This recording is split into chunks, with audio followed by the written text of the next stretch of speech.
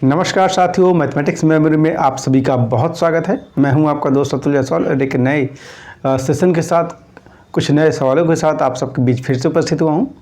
तो आइए शुरुआत वही अपने क्वेश्चंस के साथ करते हैं अपने आज के इस सेशन की। हम लोग संख्या पद्धति के बारे में, संख्या पद्धति के सवालों के बारे में चर्चा कर रहे थे, लेकिन उससे पहले मुझे कुछ एक सवाल दिखा जो हमें कुछ इंटरेस्टिंग लगा, तो मैंने कहा इसको इसी से शुरुआत किया जाए। तो पहले ये क्वेश्चन हम लोग देखते हैं, उसके बाद फिर से हम अपने जो रोज की जो क्वेश्चन है, रोज की जो क्वेश्चन है संख्या पद्धति पर आधारित, उस पर हम बात करेंगे। ठीक है, तो आइए इसको देख लेते हैं। एक चुनाव में दो उम्मीदवार थे, है ना, और जीतने वाले जो उम्मीदवार हैं उसको कुल मतों का 65% प्राप्त हुआ और वह 900 मतों से विजयी हुआ। ठीक है, 900 मतों से विजयी और 65% मत प्राप्त हुआ।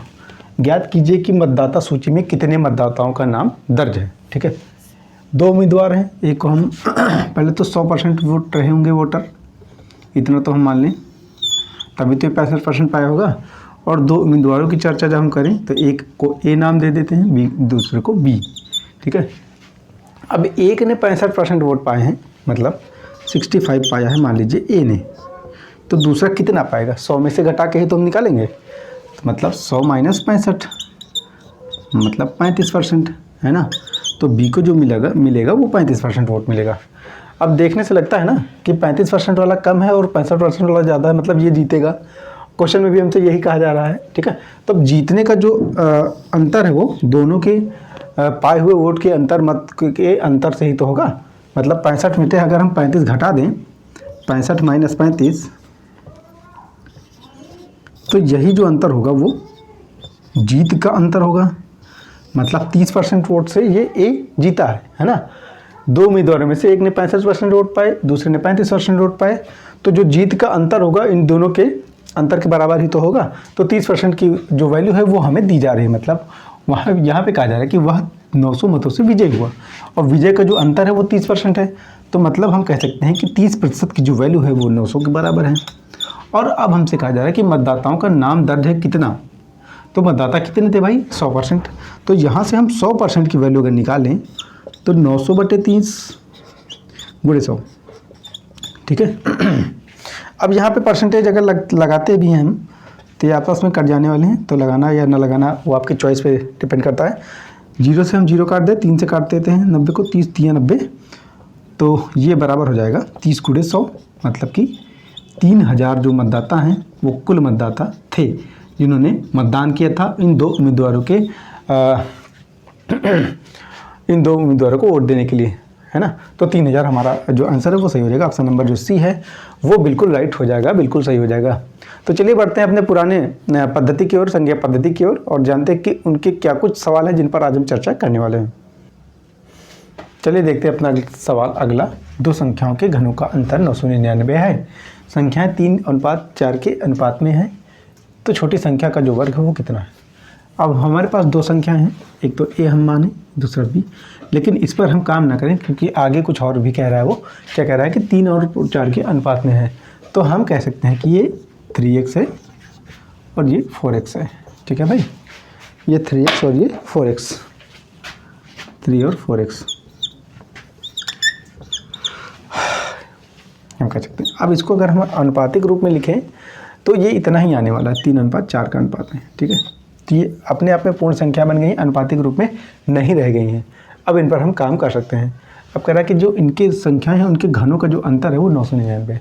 मतलब इनका हम घन करें, मतलब क्यूब करें, और इसका क्यूब करें और आपस में घटाएं। घटाने का मतलब बड़ी संख्या से हम घटाएं छोटी संख्या को, तो 4x का क्यूब - 3x का क्यूब बराबर 999, मतलब 999। ये करते हैं 4 का स्क्वायर, 4 का जब हम क्यूब करेंगे तो 4 × 4 = 16, 4 × 64, x क्यूब - 3 × 3 = 9, 3 × 27 x क्यूब बराबर 999। ठीक है, इसको आपस में घटाते हैं। 14 में से 7 जाएगा 7, और 4 में से 2 जाएगा, 3 में से 2 जाएगा 1, 17x, अरे यार 5 में से 2 जाएगा, 1 मिनट में 64 में से जब हम 27 घटाते हैं तो 14 में से 7 जाएगा 7, और 5 में से 2 जाएगा तो 3, मतलब कि 37 आने वाला है। 37 एक्स क्यूब बराबर 999।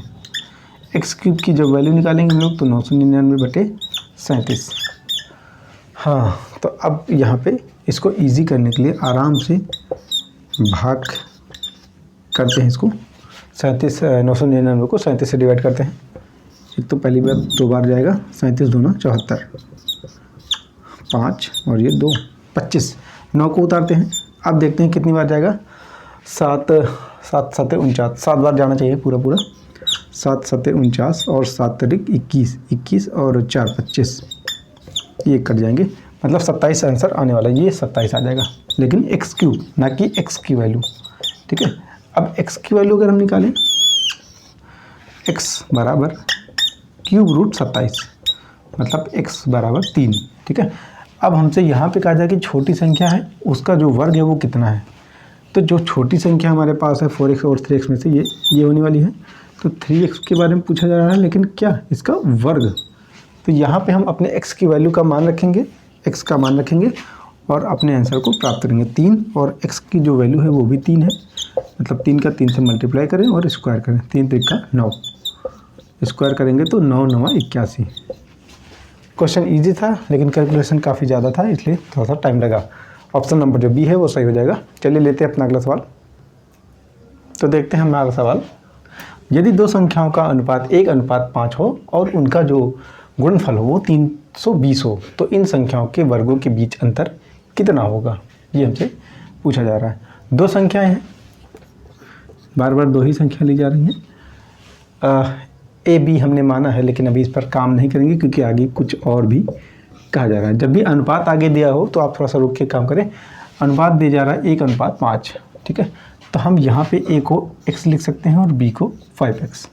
ठीक है, मल्टीप्लाई दोनों में करेंगे x से, तो ये हो जाएगा 1x मतलब x, 5x मतलब 5x। ठीक है, इतना हुआ। अब इनकी जो शर्तें हैं उसको फॉलो करते हैं। गुणनफल यानी कि x और 5x को मल्टीप्लाई करें आपस में, x मल्टीप्लाइड बाई 5x बराबर 320। यहाँ से हमें क्या करना है कि x की वैल्यू निकालना है, लेकिन पहले हम ये जानने कि हमें निकालना क्या है। 2 संख्याओं के वर्गों के बीच अंतर, इन 2 संख्याओं के वर्गों के बीच अंतर, मतलब ये जो संख्याएं हैं इनका वर्ग करें, मतलब 5x का स्क्वायर माइनस x का स्क्वायर, इसकी वैल्यू हमें बताना है। तो यहाँ से जो आप निकाल सकते हैं थोड़ा सा और इजी, 5 बार गुणा करेंगे तो 25x square minus x square बराबर ये हो जाएगा 24x स्क्वायर, मतलब हमें 24x स्क्वायर की वैल्यू निकालनी है। ठीक है, यहाँ से देखते हैं 5x स्क्वायर बराबर 320, x स्क्वायर बराबर 320/5। 5 से काटते हैं, 5 × 30, 5 × 20। अब यहाँ से हम चाहें तो x की वैल्यू निकालें या x स्क्वायर को ही डायरेक्ट पुटअप कर दें यहाँ पे। ठीक है, मतलब 24 × 64 गुणा करते हैं इसको, 4 चौके 16, 4 दूनी 8, 2 8 1 9,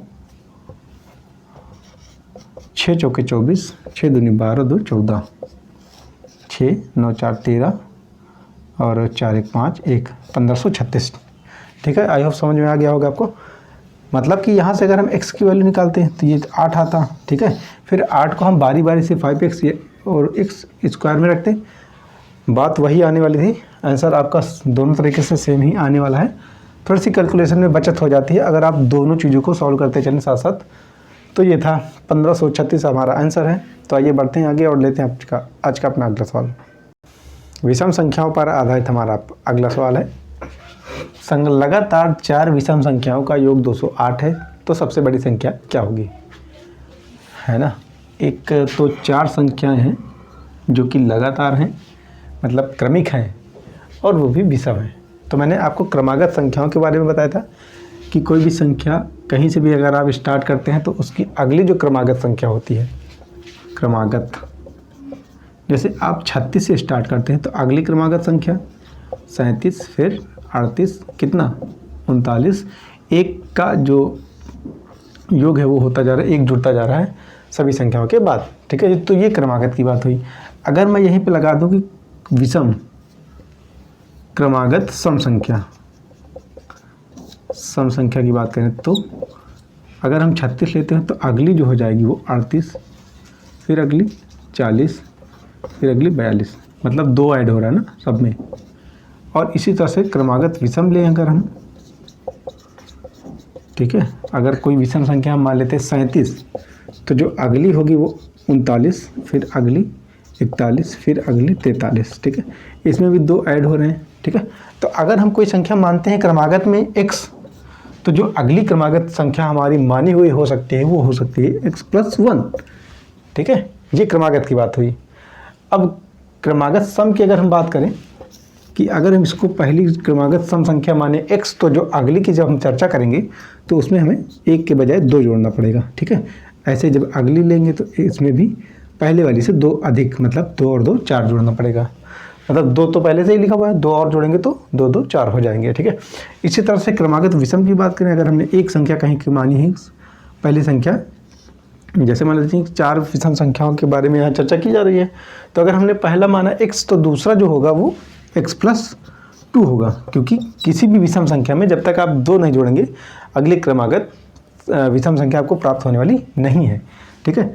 इसके बाद हम x+4 2 जोड़ेंगे, फिर इसमें 2 जोड़ेंगे तो x+6 हो जाएगा। ऐसे ही हम क्रमवाइज बढ़ते जाएंगे अगर 4 से ज़्यादा है तो, ठीक है। अब यहाँ पे 4 क्रमागत विषम संख्याओं के बारे में अगर हम कहें, 4 क्रमागत विषम संख्याएं अगर हम माने तो वे होंगी x और x+2, ऐसे ही x+4, ऐसे ही x+6, 1 2 3 और 4।